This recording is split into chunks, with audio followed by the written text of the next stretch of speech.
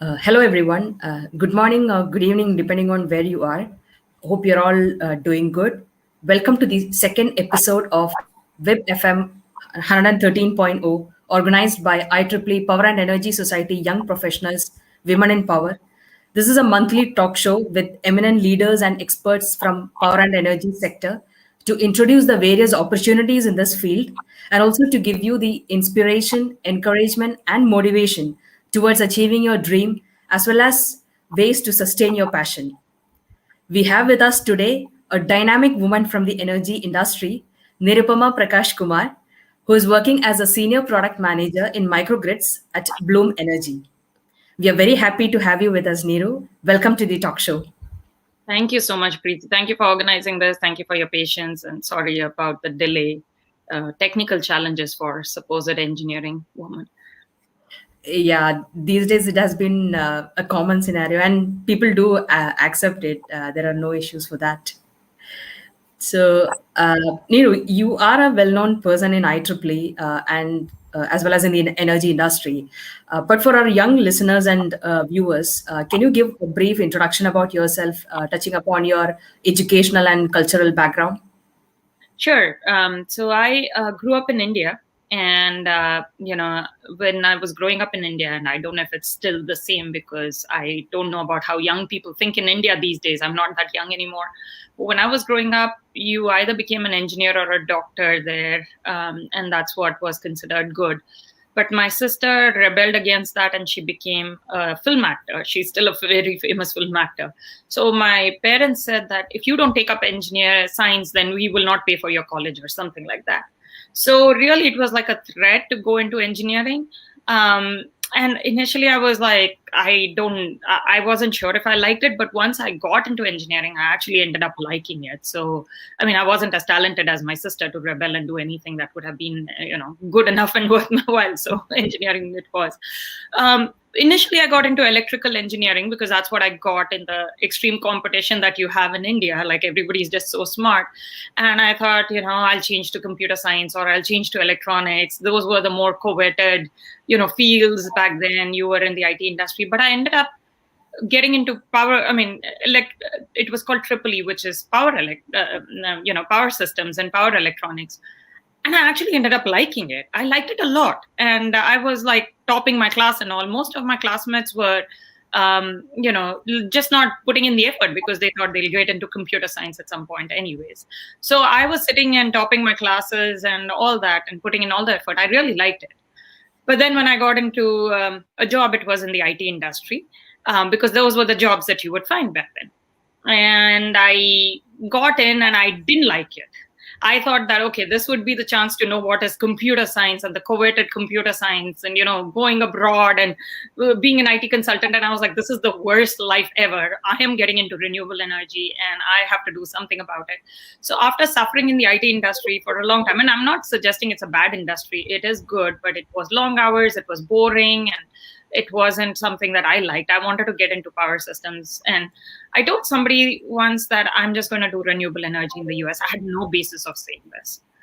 I had not even applied for my MS. I just said it. And I think you should say that like to the universe that you're doing this and just believe in yourself and somehow the universe will find a path to it.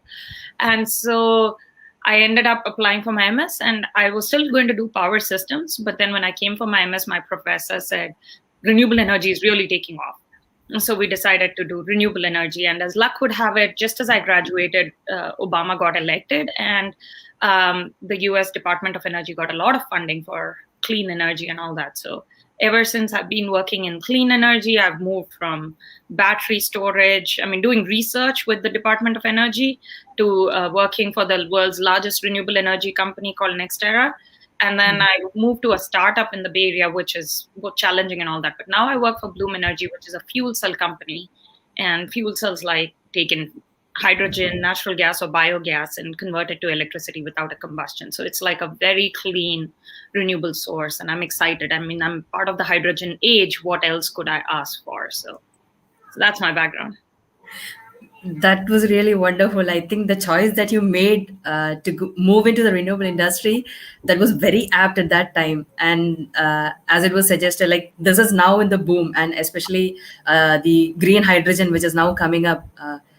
Coupled with a renewable source, I think that was a perfect choice that you made, and and that's why we have yourself with us today. So that's really wonderful. And you slightly mentioned about your career changes as well. So your career growth is varying and really inspiring, starting off as an IT professional and then moving to the power systems core and finally landed in Bloom Energy. So how was that been? Was it like really challenging, or like what are the main focus areas for you now? Would you mind elaborating on the different responsibilities that you held? This will give us the viewers an idea on how differently they can reroute their career. Oh, absolutely, absolutely. I think, I mean, I I suffered every time I made a career change, no matter what. But you have to put in the hard work. When I became an IT consultant first, I didn't have any computer science background. I had done power systems, so I struggled the first 6 months. But soon I realized that it was just once you struggle and once you learn, it becomes very easy, and then it becomes very monotonous and boring. And so you're like, okay, this is just monotonous. Of course, I became a manager, so you get new responsibilities, new form of thinking, and all that. But then when I got into research, so when I came to the US and did my MS, I got into hardcore research, and I had not finished a PhD. So when you do a PhD in the US, you get to learn how to do research independently and how to propose things. And here I was without a PhD, but the Department of Energy said, we think you have it in you to be a researcher, so come and do research. But I struggled because my mind wouldn't think in terms of research and how to think in terms of problems. 6 months into it, I started doing research. What I didn't enjoy about it was that it was all very make believe, and it was not a real scenario. For me, I was so used to doing real projects in India that I wanted to be in front of real humans doing real projects. Given how much I talk, I can't be sitting in behind a computer and just focusing on research. And that's what most researchers in the US are. Like, they are more introverts and all that. So not having that human connection, like, was too much for me. So I decided to go and get an MBA because that was the only way that I could get out of research into industry. So what I do now after my MBA, of course, you get into the more commercial side of things. And so after my MBA also, I was very determined that I'll remain in the renewable energy industry. I will not get into just any job after the MBA. So it took me a long time, like almost 8 months to find a job. And I was almost, in my mind, again, I told the universe, I want to be in NextEra. Nobody knew NextEra because they don't advertise themselves, but it's the world's largest renewable energy company. So I'm like, if I'm getting into this industry, I want to be with that big giant. That's all I told the universe. Sure enough, after struggle, like, going through interviews, not getting through interviews in many companies, I got into NextEra, my dream company. So all I say is tell the universe and then keep to it. And then every time I would get a reject, don't get dejected because you're just one more, step closer to your thing. And sure enough, I got the dream job of NextEra, was treated so well there. There I was doing more on the understanding of what to do with commercialization of battery storage. And I struggled again because it was new and all that.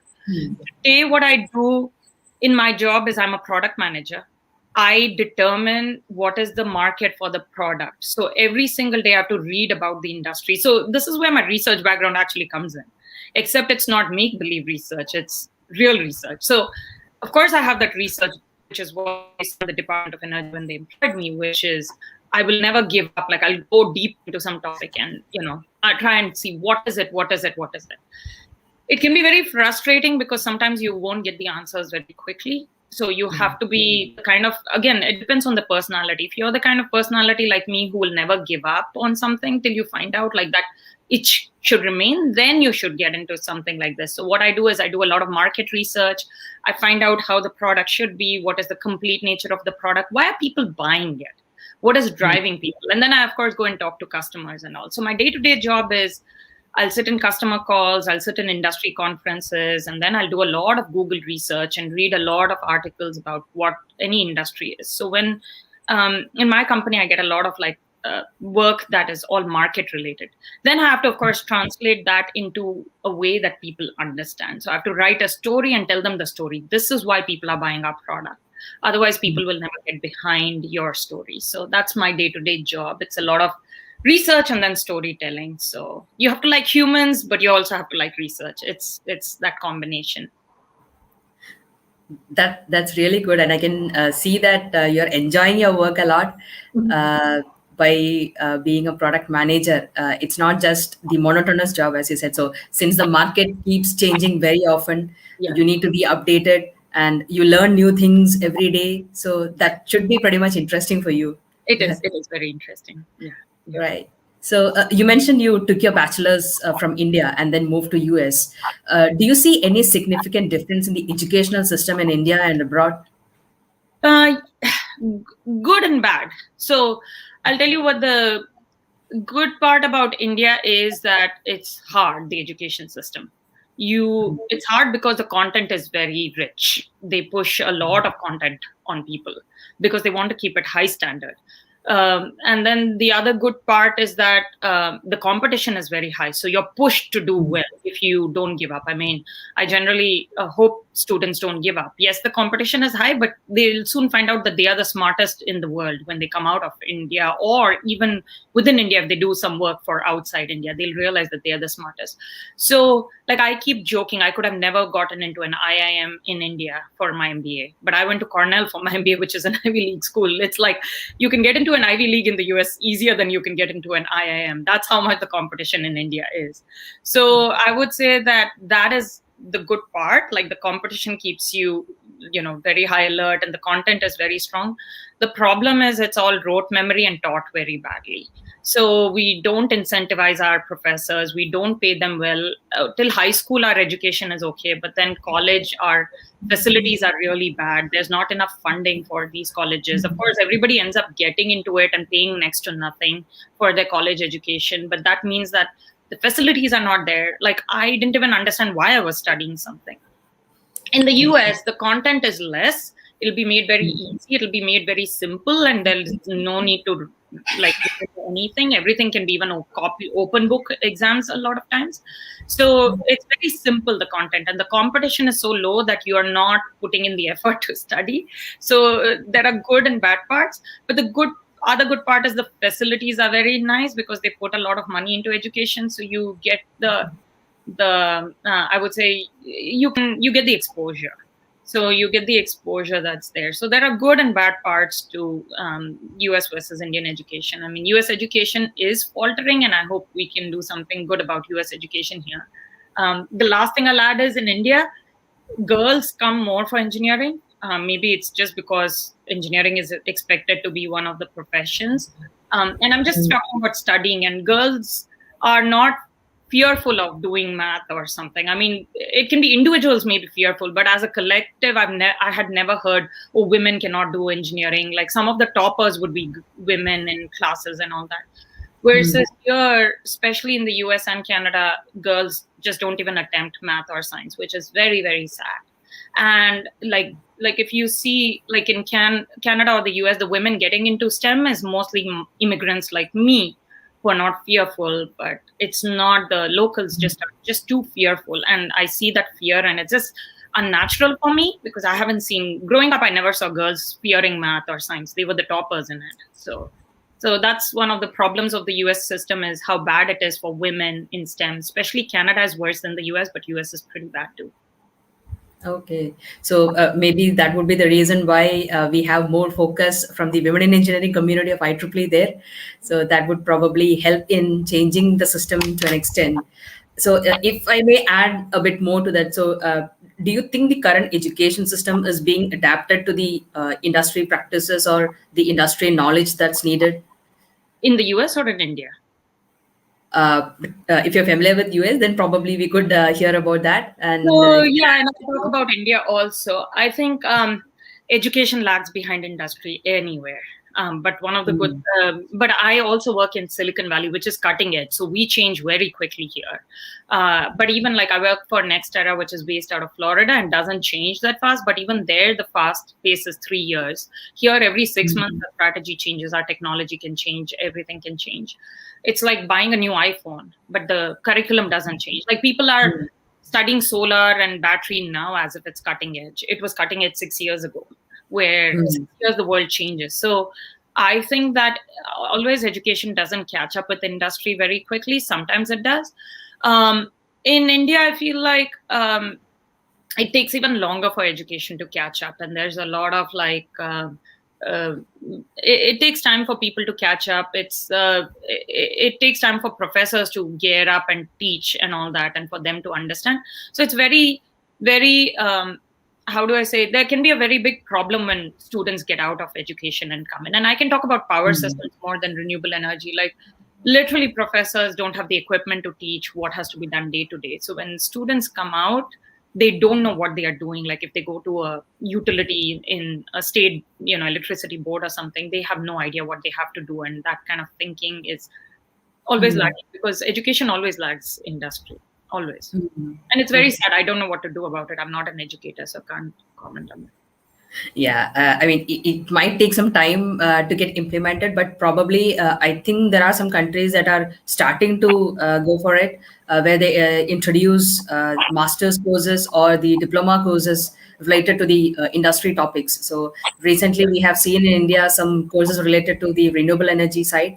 So probably they're just starting to gear up. Hopefully they are in par with the industry practices or knowledge soon, right? Nice. That's actually good. So, and people always think of making their life easy and smooth. They try to avoid any hiccups that hinder their growths. You have been in the industry for a long time, and you would have had different experiences at every stage of your career. But there should be at least one or two challenges or instances where you might have been perplexed over a choice to make, or you would have faced a tough situation. Do you recall any specific challenges? If so, how did you overcome them? Oh my God, I'm the I don't know if I'm the best or the worst person, because I do not shy away from challenges. I would rather stick to my guns than be, worried about challenges. So of course I keep facing situation. I keep joking to my colleagues that that in the US it's a hire and fire situation, right? So I keep joking that, I never know when I'm going to be fired from my job for speaking the truth or speaking up and all that and saying this is that and that is that. When it can be very challenging, especially if you're a woman. And if you're a opinionated woman with knowledge of something, it can be very threatening, and that does cause you to be in situations where somebody can get jealous and try and curb your career or something like that. Whenever I face challenges because of sexism like that, I have just left the company, because it's a very toxic situation. One should not put up with sexism. One should not put up with harassment of that kind, and one should look for another job. It's just not worth it. Sometimes you don't want to be in a situation and fight it out. There have been times where I realized that the company was okay, but there was harassment from an immediate manager. Once my manager, for no reason, called me and threatened me. Luckily, this was in the lab, and luckily my colleague was next to me and he heard the threat, and I was scared. I didn't know what to do. And he told me, go and report this. Like, he was against that manager in general, so he was also playing politics. But at that point, he was my friend, because he's going to help me with this harassment. So you have to choose your frenemies even then. So even though I didn't like that guy really, if he's going to play politics that will benefit me, I'll have to complain. I need to realize that. So I went and complained about that guy, and it wasn't easy, because this was my first time reporting harassment, and you're very scared, and you have to report the workplace harassment and talk about it, because people cannot just call you and threaten you like that, but they'll try. Especially they'll try to threaten women. So you have to be very careful about threats and all that. So when it's immediate threat, but you know that the place is not so bad and they'll do something about it, then of course go and complain. I've had a place where I threatened, and instead of doing something about the guy, they were like, maybe you should just leave. And I was like, okay, then this place is just toxic. I'm just leaving. And I got a better job. So the other thing to realize is, when you leave places that are bad, you realize what to look for in places that are good. Or like in your interview, you should have a gut feel. Does this place have a good culture? Especially in the Bay Area, we are very clear about culture in the place, and do you have a good fit with the people you're going to work with? And once you find that fit, you can be set. So that way, once you know that a place is good, keep to it. Of course, once you know a place is good, put your hard work and stay there. So yeah, I've faced lots of challenges, and I think every time, either know which place you are in, complain accordingly, or leave, because leaving is sometimes the best thing you can do to yourself and your peace of mind. Yeah, and I think this harassment issue is also considered like uh, I would say, an important factor in the industry and in almost all corporate sectors. Yeah. And recently, we have seen that companies are trying to have more female staffs as well into the sector, and especially renewable industry, where we see that the diversity and inclusion is now one of the key performance indicators. Some companies have around 10% female staffs, while others have been able to achieve 20 or 25 percentage. But Wow. however, the energy sector is still considered male dominant. And according to a report from the International Energy Agency, constituting women, it was just 32 percentage of the total workforce. And gender equality inequality is most evident at decision making levels. So, what, according to you, are the challenges faced by women to enter into the power and energy sector? And what could be the reason for a low representation of women in senior management positions? So first of all, in my company, we have 3 C-level women. Actually, we had 4 until one person left, and she was a CEO. So in my company, the board, the C-level women, we have a lot of C-level women. It helps a lot because they promote other women. And then even if you have C-level women, they should be promoting other women. So it's important.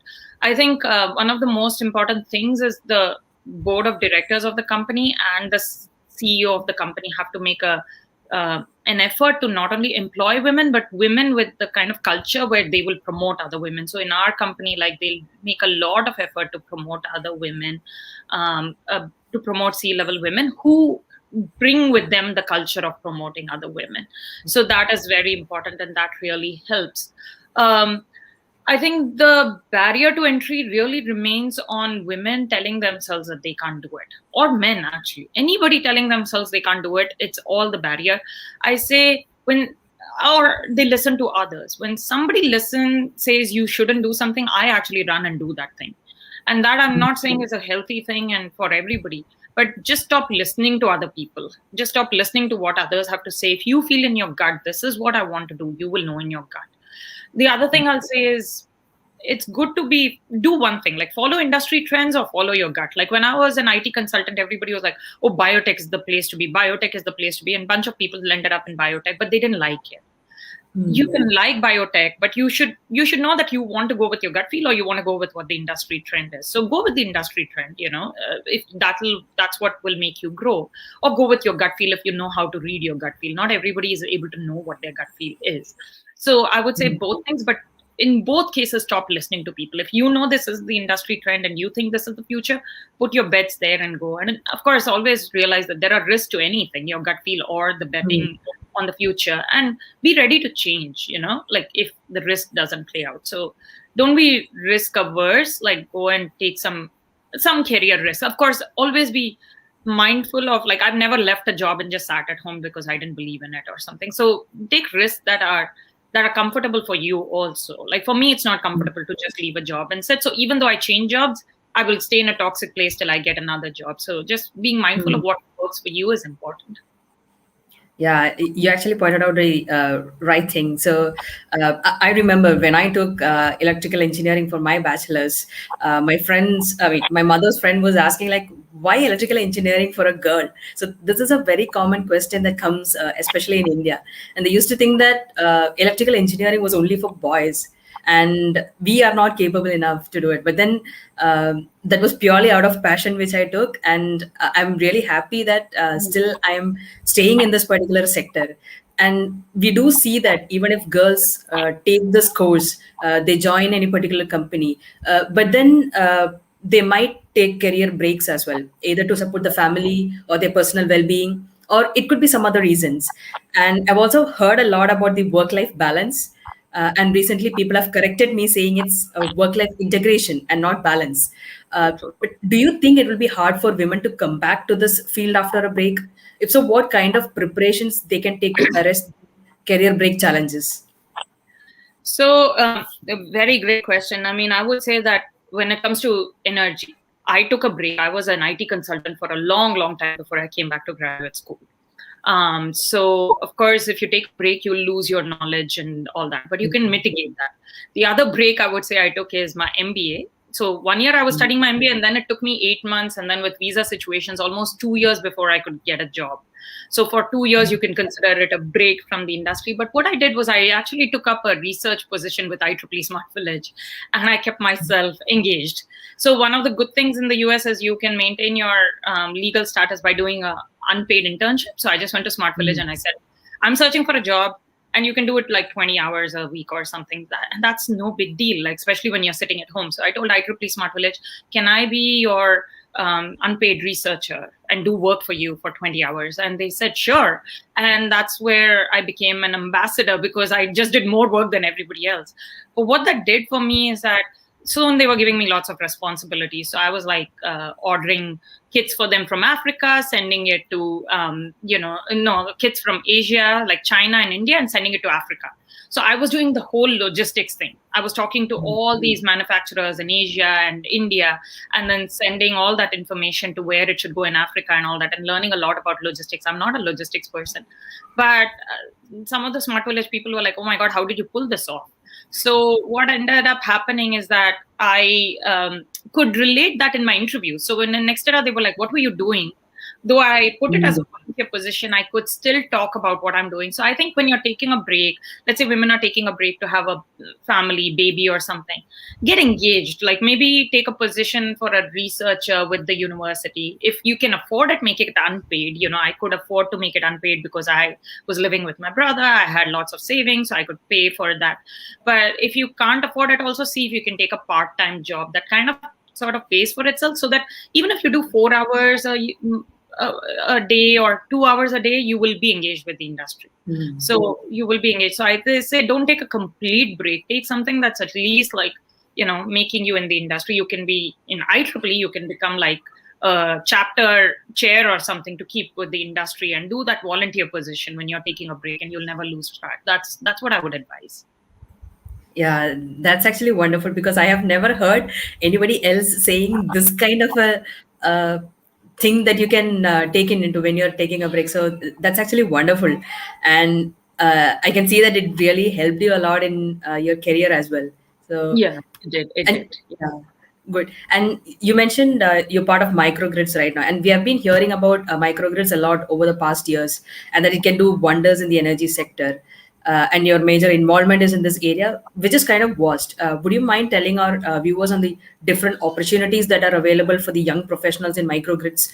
Are there any particular skill set needed, especially for freshers or who wish to switch from their current role to microgrids? Sure. So microgrids, you can attack it two ways depending on what your interest is and what your capability is. One is power electronics, looking at inverters and smart inverters and all that. Like they will, or you can of course look at microgrids using just pure. How do I say, islanding capabilities. Like you don't have to, it doesn't have to be an inverter based microgrid. It can be just, rotating engine based microgrid or something like that. So or it can be a DC microgrid, for crying out loud. So you just have to get your basics behind what's a DC microgrid. What's a pure DC microgrid? What is maybe a rotating engine microgrid? What is basically what is a microgrid? People think that a diesel backup is a microgrid, which is not true. And then learning about inverters, especially learning about smart inverters. If you like power electronics, going more in the inverter side of things, all that is nice. If you don't like power electronics and like power systems more, then learning how to model the power system and all, that's pure on the engineering side. If you want to be on the commercial side, you can do many things like what I do, researching what is it that buildings allow microgrids for. Like in the US, you have very strict building codes and fire codes. So sometimes I have to read building and fire codes that nobody wants to read and be like, okay, this is how you can become a microgrid. This is how you can become a microgrid in hospitals. They have these rules and regulations. Like in the US, there are and I'm sure in India too, there are very strict regulations of how a hospital can become a microgrid, because you can be, killing people if you don't do it right. So just learning about it and then talking to the engineers. That's what a product manager also does, right? She talks to the engineers and says, this is what has to happen in this case. Or I mean, it can be as funny as like we have something called Rule 21 coming up in California, or enforcement of it. It was always there, where all the inverters have to give certain reactive power and all that. So basically, knowing enough about all the power system side, why this reactive power, it may take some time. It took me a long time to fully understand, to explain. But you will be surprised, at least in the US, like how many people don't understand it. So sometimes I have to tell like the installations group why they should be putting these smart inverters. They'll still go and order old inverters, and I'm like, no, we can't put it, the rules won't allow us, like, we won't get the interconnection. So just making people understand, like, you should know enough. So on the power system side, why are we doing Rule 21? What is the need for reactive power? What's reactive power in the first place? And I have to explain to people and all that. So learning more on the power system side, and I know sometimes it's taught badly, but it's putting in the effort and knowing why it is coming. And on the power electronic side, so those two things help with the microgrid piece of it. I would say that challenge yourself and learn. Once you learn it, it's not, life becomes easier, but the learning part is always hard. So that time, keep to it, don't get dejected, because learning is always like, till you finish your undergrad, it's always going to be hard because you're learning too much too soon, and then life becomes easier at some point. Yeah, I very well agree to that point that even if you are a lot experienced, learning will help you in your every stage of the career. So when somebody asks me also what I do in my free time, so I usually read about the different articles related to renewable energy, or the news, or how you do it, the market research. So that keeps us motivated in the work as well. So that's also a wonderful point which you highlighted here.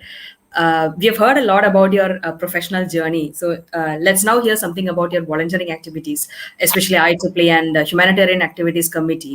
What are the various initiatives that you're involved in currently, and how can the society members contribute to them? If you can take us through how IEEE helps you in your professional development as well, that would be good. Sure. I mean, first of all, the IEEE network, you cannot beat it. Like, you will know so many people, even if you just go for the PES general meeting. If you can't go to the general meeting, also just becoming a chapter chair, showing up for an MG and all, the IEEE network cannot be beaten. Like, people keep telling me, how do you have such a big network? I said, because of IEEE. So I know people in so many corners of the world that I would have never known had it not been for IEEE. How does it benefit me professionally? I'll give you a small example. Like, I went to Ecuador to do a workshop, and there was some violence going on just the day I landed. It's unprecedented. In Ecuador, they never have violence, and suddenly just when I landed, it was violent. So it was a lot of money, but I spent money and I went off to Galapagos Islands, which for one day, nobody sees it in one day. It's like a big island. And I went there because it was safer than sitting in the airport hotel. Because nobody knew when the violence would start. I didn't want to be alone by myself in the hotel and all that. So I went off to Galapagos, and there they said, you can't see anything in one day. So I said, okay, let me just see the IEEE projects then. So I didn't see any wildlife. I didn't see any touristy things. I ended up meeting everybody involved in our IEEE Smart Village and HAC projects there. And there's a video also that I've made for HAC, if anybody's interested in seeing what I saw in Galapagos. Where I'm going is, suddenly, like, the engineers in Galapagos, the utility, called me and they were like, oh, Niru, can you help us with geothermal to hydrogen? And I was, the reason I'm saying this is so funny, all the IEEE things. So IEEE Smart Village, this was back in 2014. I was going to Washington, D.C. to get my passport renewed at the Indian consulate. And I told them, hey, I'm going to be in D.C. There's a UN Women's meet. I don't know why I'm getting this invite. I don't know anything about feminism and women and gender equality with energy and all this. I only know power systems. But this meet, I want to go there. They said, sure, you're the only woman in Smart Village. Back then, I was only woman in Smart Village. They said, go. So they paid for my a trip to DC and all that. So I went there, I represented Smart Village, and I ended up meeting a lady that UN was employing to do their videos. So I just said hello, and I became her friend. She's now my friend on Facebook. And then, so when Galapagos said, do you know anything about geothermal? And Iceland is the biggest place for geothermal. I suddenly remember this journalist is actually touring Iceland because she's putting it up on Facebook. So I asked her, hey, by any chance, do you know anybody in Iceland doing geothermal? And she's like, oh, wait, it's so funny. I'm touring, and I was touring with the CEO of the biggest geothermal company in Iceland. So first of all, the CEO of the biggest geothermal company in Iceland agreed to help Galapagos, which is in Ecuador, like the other side of the world, which was funny. That was all because of my IEEE network, right? Meeting all these people. But the funnier part is that I was doing carbon capture for Bloom Energy. I'm doing research, and one of the biggest carbon capture companies that actually takes all the carbon and then sequesters it in volcanic basalt. So the reason geothermal is big in Iceland is it's very volcanic. So what they're doing is they're capturing this carbon and putting it inside the volcanic basalts to make it into lime rock. And that is being done by a company which is a sister company of the CEO company. So I'm like, wow, like look at, like I want to learn more about carbon capture for Bloom Energy, and here I'm already talking to the CEO for something to do with Galapagos. So even though I spent my personal time to connect these people, all that, nothing is wasted. You see what I mean? In the end, I was telling my boss, I'm like, I'm going to go and talk to the CEO, and I'm going to ask her, can you introduce me to your sister company for Bloom Energy? So it helps me day in and day out. My CEO called the other day. He's like, let's do Galapagos. Let's do geothermal. Let's help them with fuel cells in Galapagos, because you never know. And he also saw this vision. And so you never know what's going to help. So this is just an example. I can bring thousands of examples like this where every step of the way, my IEEE network has helped with Bloom or with any company I was working with. Sometimes as a woman, I shouldn't say bring negativity into this. I was at the start that did, before Bloom Energy, which said you will not do IEEE. We do not have any benefit. They curb women there and all that. This was in Bay Area. So I left that place. So I didn't leave IEEE, I left the job instead. Of course, it took me time to get the job in Bloom, but I would rather be in a place which can understand the beauty of IEEE and the necessity of this network than a place that's curbing women and saying stupid things like they're never going to grow.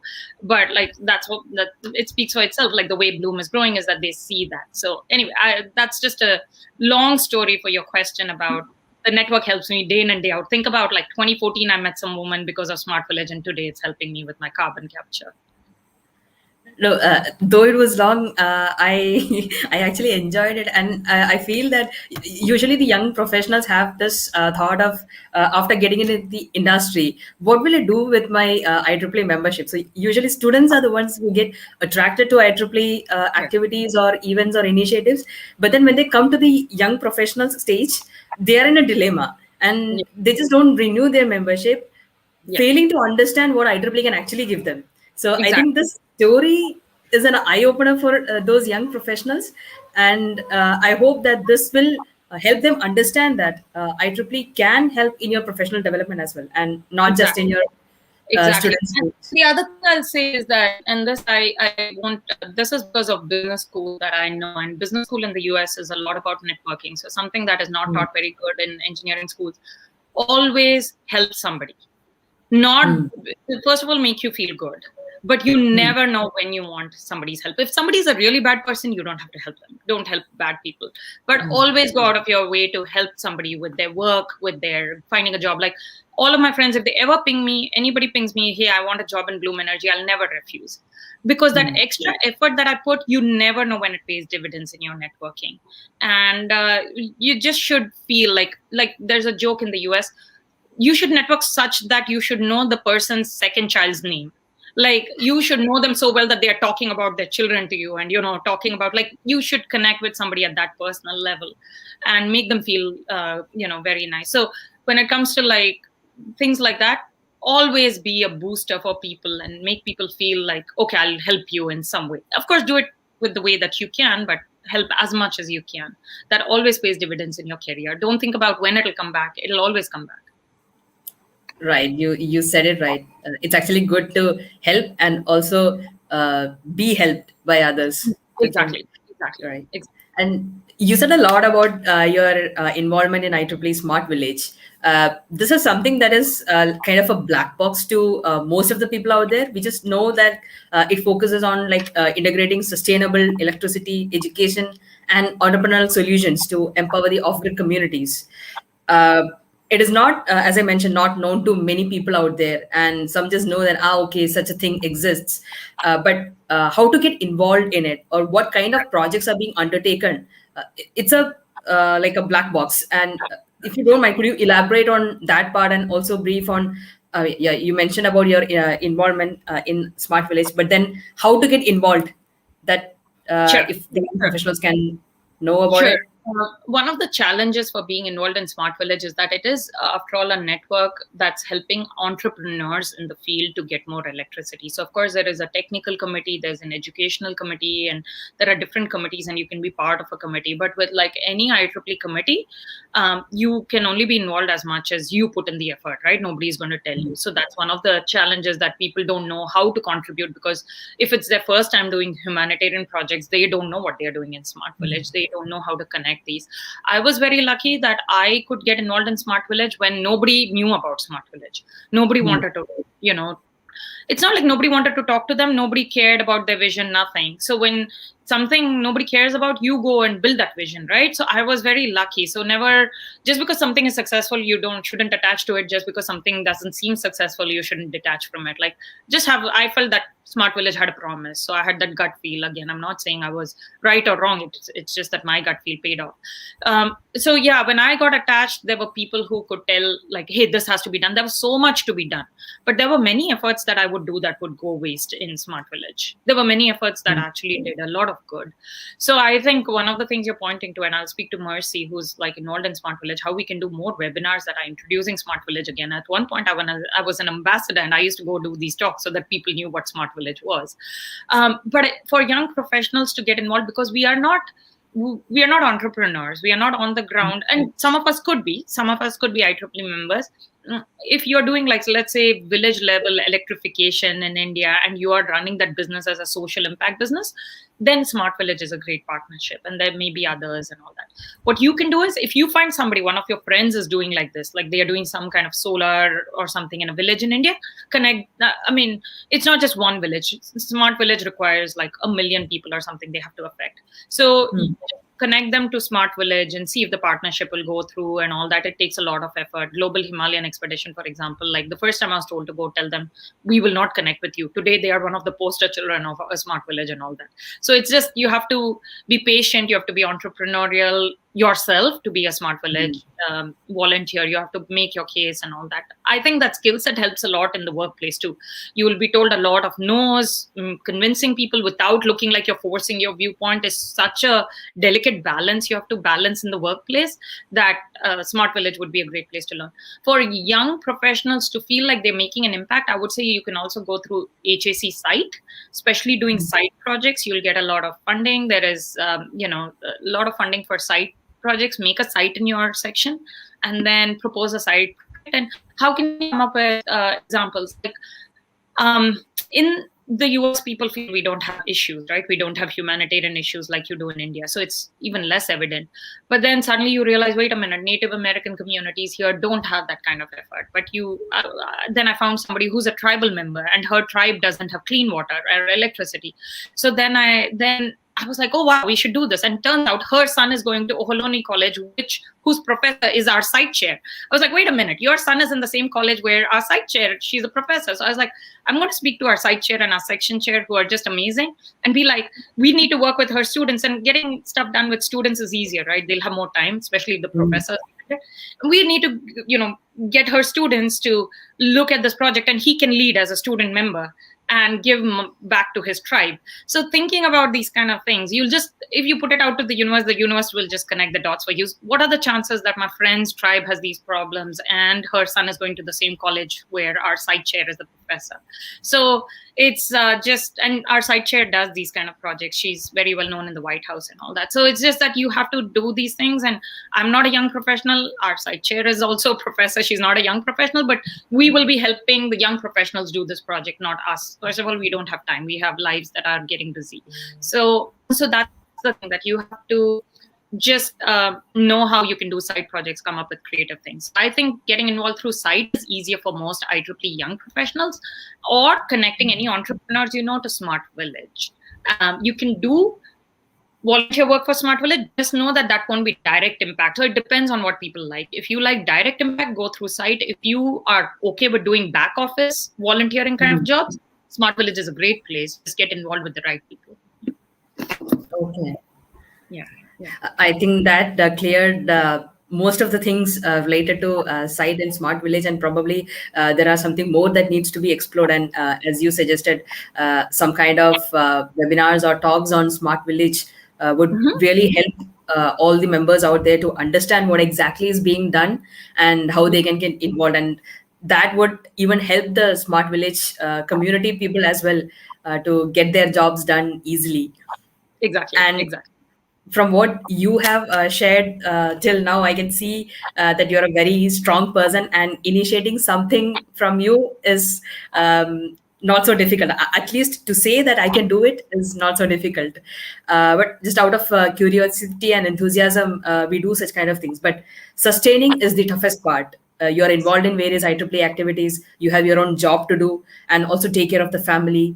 In spite of all these multiple roles that you handle, how do you ensure that you keep the level of passion constant for each of the engagements? Yeah, so I'm very selective now in what I do. You have to learn to say no. So, like, your talk show was one of the few things I said yes to. I say a lot of no's to many things, especially if it involves preparing slides and waking up at 6 a.m. and all. I say no. I'm like, I will do what is like. I can understand that. And some volunteers do. They put in more effort than me. Like, they're doing midnight and 6 a.m. and 5 a.m. and 4 a.m. And I have kept some limits. And I lose many talk opportunities because of that. And I'm totally fine with that, because I'm like, no, I can only wake up and I'll sleep at this time, and I will not affect my health and my lifestyle because of trying to do it. Please, you have to learn to say no.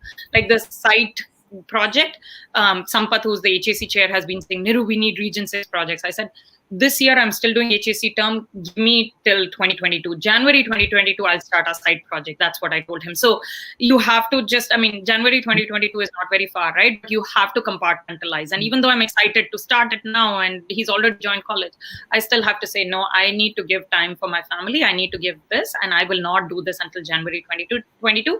Then my HAC term will be over for 3 years. Then I'll do only my side project in Region 6 and all that. So you have to compartmentalize. And within Region 6, if they say, take this up, take that up, like, you have to be like, no, I don't have time for this. So ability to say no, knowing what excites you. Just because webinars are cool doesn't mean you have to keep doing them if it is going to affect your health and all that.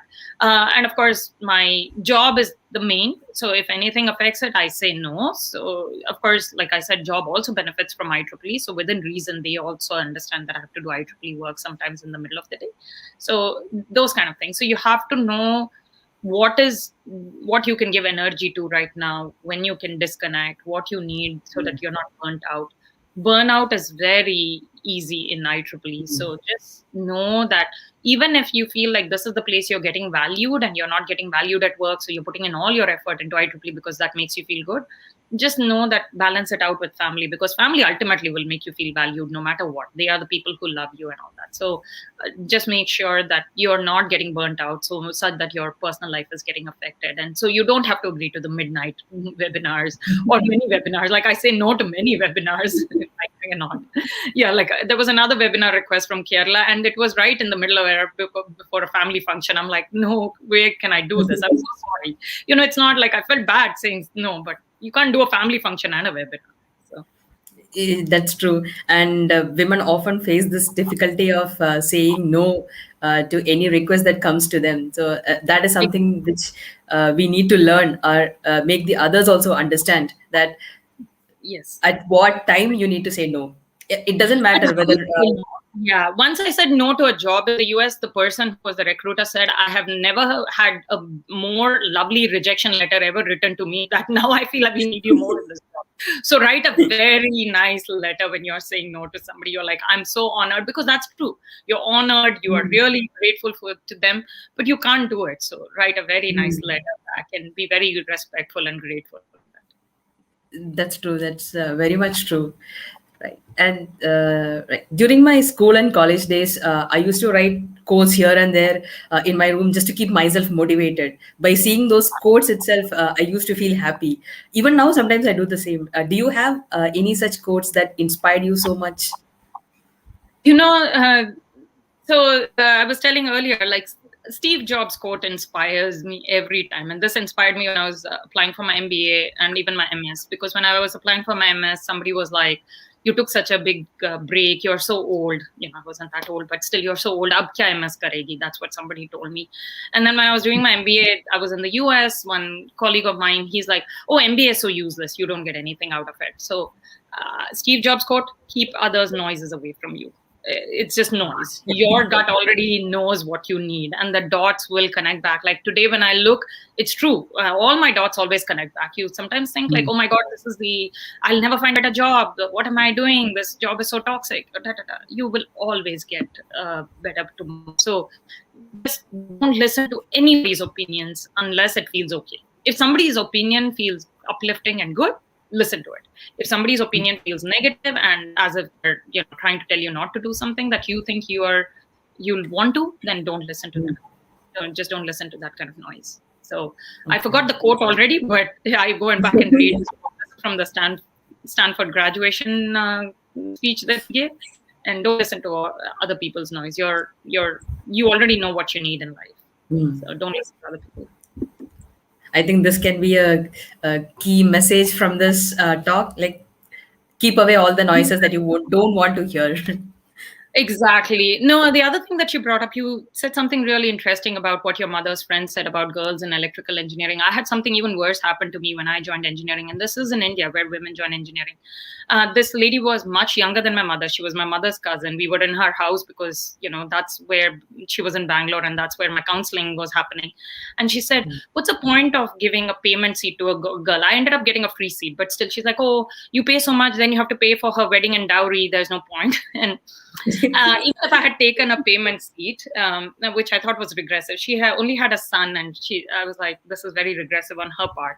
I think that today, and I'm not trying to show off, I live in the Bay Area. I am a senior product manager. I make more money that I can pay for like somebody's wedding 7 times over.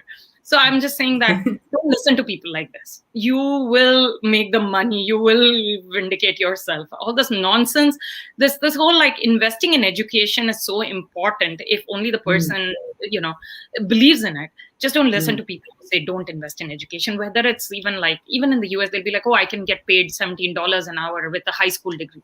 Okay, yeah, I get paid much more with an MBA, so big deal. So I can justify even my MBA, which is very expensive in the US. So just don't listen to people if you believe in it. If you don't believe in it, just don't do it because others are saying you should do it. Yeah, that's actually true. Don't listen to all this. What your dowry costs, what your wedding costs. Nobody's business. You and your parents. Yeah. Right. That's actually good. And you are involved in quite a lot of these different initiatives in IEEE, the work. But apart from all these things, how do you spend your time? Any kind of art or something? Yeah, no, that's a great question. Actually, I used to be more involved in IEEE. I've taken a step back. I exercise a lot. I think health is very important. So I exercise. Those who are on my Facebook will know I cook a lot because I cook healthy. So I believe in like cooking and exercising. When I say cooking, I believe in cooking healthy and all that. Cooking traditional foods or anything that's very healthy. So I think you have to keep your mind, and I meditate a lot and all that. So you have to keep yourself very healthy to be able to execute all that. Apart from that, yeah, I wish I was more artistic, but I just write a lot. I'm not artistic at all. But yeah, that's what I think. Exercising and eating healthy actually is a very big time consumer. You have to like it. You have to know the benefits of it, and the benefits don't show up until like 6 months at least after you've started doing it. So it can be very easy to let go. But once you hit the exercise dopamine, then you can't let go. So that's what I end up doing. Yeah, I think that is something that the young professionals or maybe people working right now are missing. And especially with this work from home situation, just people tend to sit in front of the laptop all the time, and they forget to make sure that their health is good. So you are a good example to show that you work, but at the same time, you maintain really good health. Yeah, women lift weights, don't get shy. Of course, lift safely, but lift weights and, don't think that you'll put on muscle or something. So I always encourage women to like lift weights and look toned and all that. Like always look your best, because when you look you're healthy, and I'm not talking about looking good or something. I'm talking about looking healthy, always being healthy. And that's why I don't do these midnight webinars and all that. I'm very particular about sleep and getting the right sleep and sleeping at the right time and all that. Because once health is gone, everything is gone. You're right. I think we have another key message from Niru today. Stay healthy as well, apart from the job or any kind of work that you're doing. So Yeah. that's point number two to note. And the energy sector is very diverse, and there are quite a lot of opportunities in this field. So it might be hard to say the exact skill sets needed to succeed in the sector. But for young professionals who are in this field or who wish to start their career in this field, what are the key skills that they should possess? It could be technical or non-technical. Yeah. Yeah. So, like I said, power electronics, power systems are the hardcore technical. Also, if you're in the energy field, if you want to learn market research and that kind of thing, if you want to get into a business school and learn about how to do market research and how to learn about industry, that is another skill you can learn. If neither one of those are enjoyable, you can learn logistics, how to order solar panels, how to order batteries for your company, and all that. That logistics and operations you can do. You can do things like basically you can even get into, like, if somebody is interested in journalism, communications, like people in our company, they're very important to write the story out, because it's not just important that we talk about it, but somebody has to go out and talk to the world about it and write articles, right? You'll find like Bloom Energy would have put articles in my name. I didn't even write it. The comms people, she's like writing her novel by the side, but day job she keeps in Bloom Energy, and she wrote my article. Of course, I gave her all the inputs, but the whole article of how beautiful it should be written was written by her, and she has a journalism degree. So, or if you are a technical writer, we sometimes need beautifully written technical documents that engineers can't write. So you can become a technical writer if that's what you want. So there are so many, like, you can be like technical but not too technical and all that. So many skills. So the renewable energy industry is like any other industry. It has manufacturing jobs also. In my company, we manufacture our own equipment. So you can take up so many skill sets and get into renewable energy and do that. Like, it's just like one of my friends, like I said, she's in supply chain, and then she wanted to get into renewable energy. Today she's in our supply chain team, so she orders parts and all that, which is a skill set in itself. So you can get any skill set and be in this industry. Just have the passion for it and want to be part of it. Yes, you're right. So when it comes to the renewable sector, people just don't understand what are the different opportunities that they have. They just see only the peripheral part of it or only the basic things of it. So that's when I thought, when I initiated this WIP FM, and if I'm able to bring in people from different sectors, that will help the young professionals understand that, see, renewable sector is not small. It is really big, and you have a lot of opportunities out there. So And like, you can do everything, and even finance. I mean, finance is so important to learn, because there is carbon tax, there's cap and trade, and then there is financing of the projects itself with PPAs and capex and all that. So just learning finance side is also important, and you can be there. Right. Thank you so much, Niru. So before closing this session, if you can give some final remarks on how young engineers can utilize the opportunities in power and energy sector. I don't want to call this as an advice, but what do you think that they should be doing in order to help create a sustainable world? Sure. Even if you have, I think, self-doubts about yourself, work on those self-doubts. Self-doubts will always happen. Just know that at one point in your life, the self-doubts will go away, and you'll know why you are doing something, what you're doing it for. Keep to it. Life will push challenges. Even sometimes personal challenges will make you push back in your professional life, and that's okay. Concentrate on your personal life. There could be setbacks in the personal life that is causing all kinds of issues in the professional life. Just keep to it. Keep to it. Sometimes you just have to float above the water, and you don't have to keep achieving big things. But sometimes when you can, go ahead and concentrate on your professional life and try and achieve everything within burnout. Do not burn out, because burnout is not going to help your family. It's not going to help you. It helps nobody. It just helps put a tick mark somewhere, and it doesn't. Second, I would say that young is actually very beneficial. So don't get put off if somebody tries to bring in, like, oh, we only employ experienced people or something. People who are younger have the strength and the health and everything to go ahead and do some things. So do things like that. Like, do things that you otherwise wouldn't have risked. Sometimes within reason, take risks. And take risks and do what you think is very cool and what you like. And you will be surprised at how many times that risk actually pays off.